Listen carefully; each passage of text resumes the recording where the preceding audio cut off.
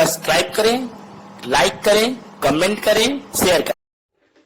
Hello बच्चों, आज हम लोग ऑब्जेक्टिव फिजिक्स का और बायोलॉजी का दोनों 100 के आसपास करेंगे, उससे भी ज़्यादा भी कर सकते हैं। देख लेते हैं कितना कर पाते हैं। आप लोग खूब मन लगा के पढ़िए। ओके, तो हम पहले फिजिक्स का ऑब्जेक्टिव और एक ऑब्जेक्टिव बोलेंगे, फिर उसके बाद आंसर बोलेंगे। ठीक है, तो स्टार्ट करते हैं। आपके गोविंद सर स्टार्ट कर रहे हैं, आप लोग तैयार हो जाइए। पहले चैप्टर वाइज करा रहे हैं, कुछ चैप्टर ही कर पाएंगे आज, और चूँकि बहुत ही कम समय है। हाँ, पहले बोलता क्या निर्वात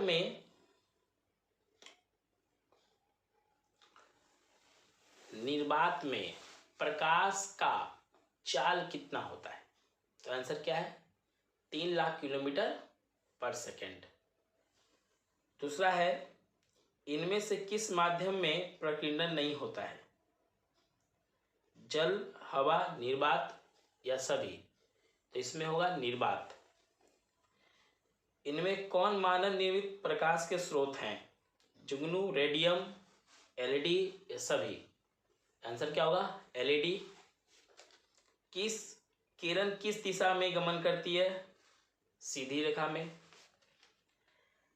आपतन कोण तथा परावर्तन कोण आपस में क्या होते हैं? बराबर होते हैं। उसके बाद है, परावर्तन के कितने नियम हैं? 2 नियम है। किस नियम के तहत आपतन कोण और परावर्तन कोण बराबर होता है? आंसर है परावर्तन के नियम से। आपतित किरण, परावर्तित किरण तथा आपतन बिंदु एवं आपतन बिंदु पर डाला गया अभिलंब सभी कितने सतह में होते हैं? तो सभी एक ही सतह में होते हैं। प्रतिबिंब कितने प्रकार के होते हैं? सामान्यतः प्रतिबिंब 2 प्रकार के होते हैं, वास्तविक और काल्पनिक। वे कौन से पदार्थ है जिसमें प्रकाश की किरणें पार नहीं कर पाती है? अपारदर्शी पदार्थ। प्रधान अक्ष गोलीय दर्पण के किस बिंदु से होकर गुजरती है? वक्ता केंद्र और ध्रुव। फोकस से होकर गुजरने वाली किरणें किसके समानांतर होती है? आंसर है प्रधान या मुख्य अक्ष। अगला प्रश्न है, वक्ता केंद्र और ध्रुव के मध्य क्या स्थिति कहलाती है? यानी कि वक्ता केंद्र और यदि कोई समानांतर किरण आती है तो वो टकराकर फोकस से जाती है, जो ध्रुव और वक्ता केंद्र का मध्य बिंदु होता है। उसके बाद होता है, फोकस और ध्रुव के बीच की दूरी को क्या कहते हैं? फोकस दूरी। वक्ता केंद्र एवं ध्रुव के बीच की दूरी क्या कहते हैं और उसे किससे सूचित किया जाता है? तो वक्ता त्रिज्या होगा और इसका सूचित होगा कैपिटल आर। फोकस दूरी वक्ता त्रिज्या की कितनी गुनी होती है? तो 1/2 गुनी होती है। नेक्स्ट है, अवतल दर्पण में किस स्थिति में वस्तु का प्रतिबिंब वस्तु के बराबर होता है? तो जब वस्तु वक्ता केंद्र पर होता है तो वस्तु का आकार बराबर होता है। ओके, वक्ता त्रिज्या एवं फोकस दूरी में क्या संबंध होता है? तो F = R/2। नेक्स्ट है, अवतल दर्पण में प्रतिबिंब की स्थिति बताएं जब वस्तु फोकस पर हो। तो जब वस्तु फोकस पर होता है तो प्रतिबिंब अनंत पर बनता है। ओके, नेक्स्ट है, जब वस्तु फोकस और वक्ता केंद्र के बीच हो तो प्रतिबिंब कहाँ बनता है? तो आंसर क्या होगा? वक्ता केंद्र और अनंत के बीच में। जब वस्तु वक्ता केंद्र पर हो तो वस्तु का प्रतिबिंब कहाँ बनेगा? तो इसका प्रतिबिंब बनता है वक्ता केंद्र पर ही बनता है। जब वक्ता केंद्र पर कोई वस्तु होता है तो प्रतिबिंब भी उसका वक्ता केंद्र पर ही बनता है। ओके, नेक्स्ट है, जब वस्तु अनंत पर हो। जब वस्तु अनंत पे होता है तो किसी वस्तु का प्रतिबिंब फोकस पे बनता है। जब फोकस पे होता है तो अनंत पर बनता है। ओके, उसका तो बोलता है, उत्तल दर्पण में बने प्रतिबिंब की स्थिति बताएं।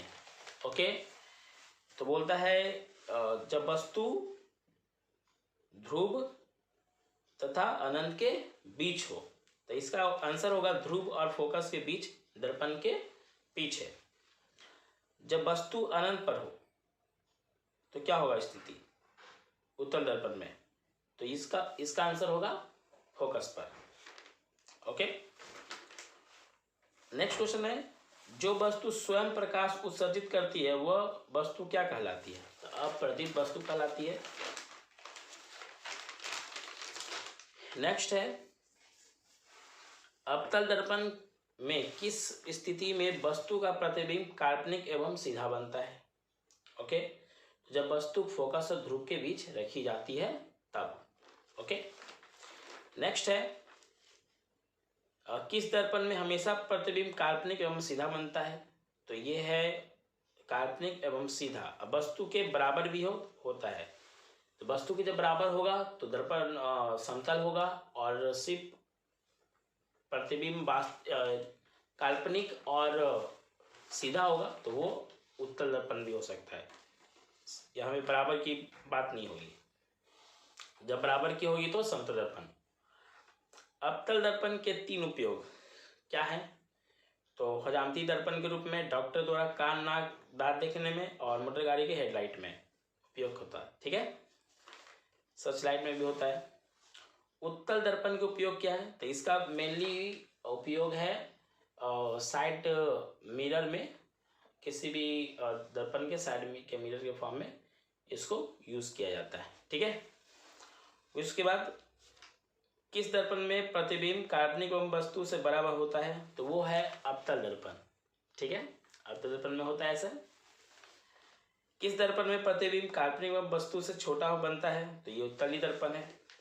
जो प्रकाश स्वयं नहीं उत्सर्जित करता है उसे कौन सा पदार्थ कहते हैं? तो वो है अदीप्त वस्तु या पदार्थ। ठीक है, किस दर्पण में हमेशा प्रतिबिंब काल्पनिक सीधा एवं वस्तु के बराबर बनता है? तो समतल दर्पण में होता है। चिन्ह परिपाटी एक प्रकार का क्या है? तो निर्देशांक है।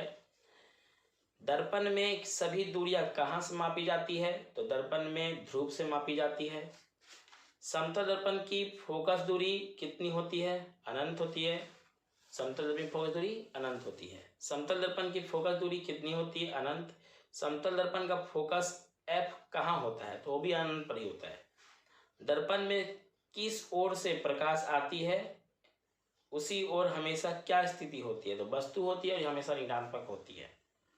वस्तु दूरी हमेशा ऋणात्मक होती है। ठीक है, ये हम लोग याद रखेंगे। समतल दर्पण के सतह पर लंबवत किरण पड़ने पर वह किस पथ पर लौट जाती है? तो जिस पथ से किरण आपतित होती है। नेक्स्ट है, गोलीय दर्पण के किस बिंदु से प्रकाश अपने ही पथ पर लौट जाती है? तो वह ध्रुव है। प्रतिबिंब की ऊंचाई तथा वस्तु की ऊंचाई के अनुपात को क्या बोलते हैं? आवर्धन बोलते हैं। प्रतिबिंब की दूरी तथा वस्तु की दूरी के अनुपात को क्या बोलते हैं? आवर्धन। वस्तु की दूरी और प्रतिबिंब की दूरी के व्युत्पन्न का योग किसके व्युत्पन्न के बराबर होता है? तो वह फोकस दूरी है। ये होता है 1/f = 1/v + 1/u। लेंस में माइनस हो जाता है बीच में, आपको हमने बताया है।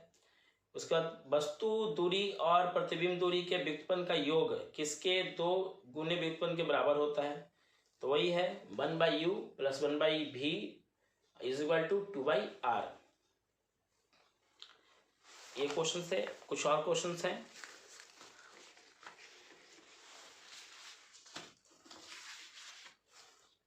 अब कुछ हम लोग बायोलॉजी से ले लेते हैं। हमने 50 से ज़्यादा क्वेश्चंस लिए। फिजिक्स से भी पार्ट 1 से समय नहीं मिल रहा है। ठीक है, इसी कारण से थोड़ा कम क्वेश्चन ही हुआ, नहीं तो कम से कम 200-300 क्वेश्चन होना चाहिए था। तो अभी बायोलॉजी का हम कर रहे हैं।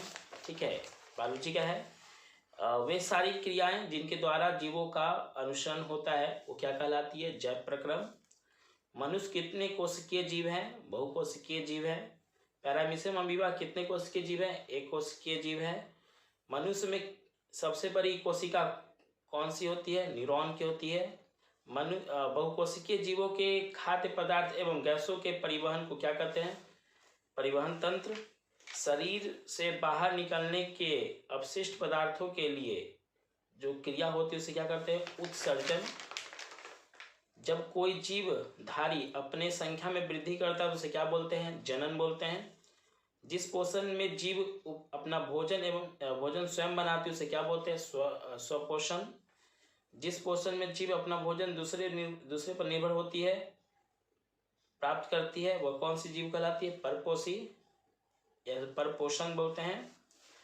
ऑटो शब्द का क्या अर्थ है? स्वतः। ट्रॉफ का अर्थ क्या है? पोषण। हरे पौधे में कौन सा लवक पाया जाता है? हरित लवक, क्लोरोफिल इंग्लिश में बोलते हैं इसको। हेट्रो शब्द का अर्थ क्या है? विषम, भिन्न या पर होता है। पौधे को भोजन बनाने के लिए कौन सी गैस की आवश्यकता पड़ती है? कार्बन डाइऑक्साइड की। जो मृत जीव को खाती है उसे क्या बोलते हैं? उसे कहते हैं मृतजीवी। बैक्टीरिया, प्रोटोजोआ और कवक किस प्रकार का जीव है? मृतजीवी। मृतजीवी कौन सी प्रक्रिया में भाग लेते हैं? अपघटक। वह प्राणी जो ठोस तथा तरल रूप में भोजन ग्रहण करते हैं उस पोषण को क्या कहते हैं? प्राणी संपोषण। ठीक है। प्राणी संपोषण की विधि को क्या कहते हैं? प्राणी संभोजी। मेढक और मनुष्य कौन से पोषण का जीव है? प्राणी संपोषण।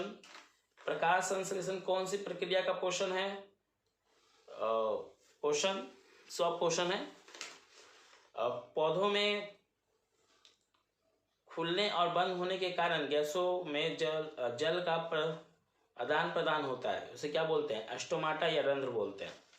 हरित लवक या क्लोरोफिल कौन सी प्रक्रिया की महत्वपूर्ण घटक है? प्रकाश संश्लेषण।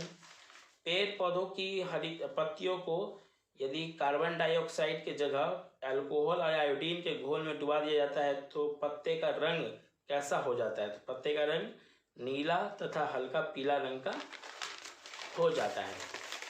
आप बार बार रिपीट करके भी देख सकते हैं। मैं बहुत स्पीड में कम समय में क्वेश्चन ज़्यादा करवा रहा हूँ। ओके। पौधों में स्टार्च कहाँ बनते हैं? पत्ती के आंतरिक भाग में। वायुमंडल में CO2 गैस कितने प्रतिशत है? 0.03%।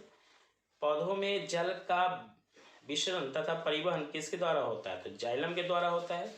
पौधों में भोजन का वितरण किस ऊतकों द्वारा होता है? फ्लोएम। पैरामीशियम का आकार कैसा होता है? चप्पल का पादनुमा। मनुष्य के पाचन तंत्र को क्या कहते हैं? आहार नाल। आहार नाल की लंबाई कितनी होती है? तो 8 से 10 मीटर तक की होती है आहार नाल की। आहार नाल की रचना कैसी होती है? कुंडली नुमा। दांतों में बैक्टीरिया की परत जमने को क्या कहते हैं? तो इसे बोलते हैं दंत अस्थिक्षय। लार ग्रंथि को कितने भागों में बांटा गया है? 3 भाग में। मनुष्य में कितनी जोड़ी लार ग्रंथियां पाई जाती है? 3 जोड़ी। ग्रसनी में कितने छिद्र होते हैं? 2 छिद्र होते हैं। एक वयस्क मनुष्य के कितने दांत होते हैं? 32। मनुष्य के कितने प्रकार के दांत होते हैं? 4 दांत। कितने प्रकार के दांत होते हैं? 4 प्रकार के। कतरनक, भेदन, प्रीमोलर, मोलर। ओके। छोटी आंत की लंबाई चौड़ाई कितनी होती है? तो इसकी लंबाई होती है 6 मीटर और चौड़ाई होती है 2.5 सेंटीमीटर। छोटी आंत का आकार कैसा होता है? सर्पिल टाइप का होता है। छोटी आंत के कितने भाग होते हैं? 3 भाग होते हैं। ग्रहणी, जेजुनम और इलियम। शरीर की सबसे बड़ी ग्रंथि कौन सी है? तो वो ग्रंथि है यकृत। ठीक है, लगभग ये सबसे बड़ी होती है यकृत। छोटी आंत में भोजन को पचाने के लिए कौन सा रस का स्राव होता है? पीत रस का होता है, अग्नाशयी रस और आंत रस का। एमाइलेज और स्ट्रॉच मिलकर क्या बनाते हैं? मल्टोस। ग्लूकोज और मल्टोस मिलकर क्या बनाते हैं? ग्लूकोज। अमाशय में सबसे अधिक कौन से रस का निर्माण होता है? हाइड्रोक्लोरिक अम्ल HCl। बड़ी आंत कितने भाग में बांटी जाती है? 2 भाग में, कोलन तथा मलाशय या रेक्टम। ओके। मल्टेस और मल्टोस मिलकर क्या बनाता है? ग्लूकोज। एक दिन में एक मानव के शरीर में कितना हाइड्रोक्लोरिक एसिड का निर्माण होता है? लगभग 3 लीटर। अधिक समय तक खाली पेट रहने पर HCl अम्ल द्वारा उत्पन्न बीमारी को क्या कहते हैं? अल्सर। ओके। तो ये मेरा क्वेश्चन है। क्वेश्चन तो बहुत सारी है और भी है, लेकिन वीडियो बहुत लंबा हो जा रहा है, उसमें अपलोड में या बहुत सारे प्रॉब्लम होता है। ठीक है, तो मैं भी इतना ही बना रहा हूँ, और तैयारी कीजिएगा, बढ़िया से पढ़िएगा। जिनके पास हमारे नोट्स हो, पूरे नोट्स को पढ़ लीजिएगा, उसी में से आना है।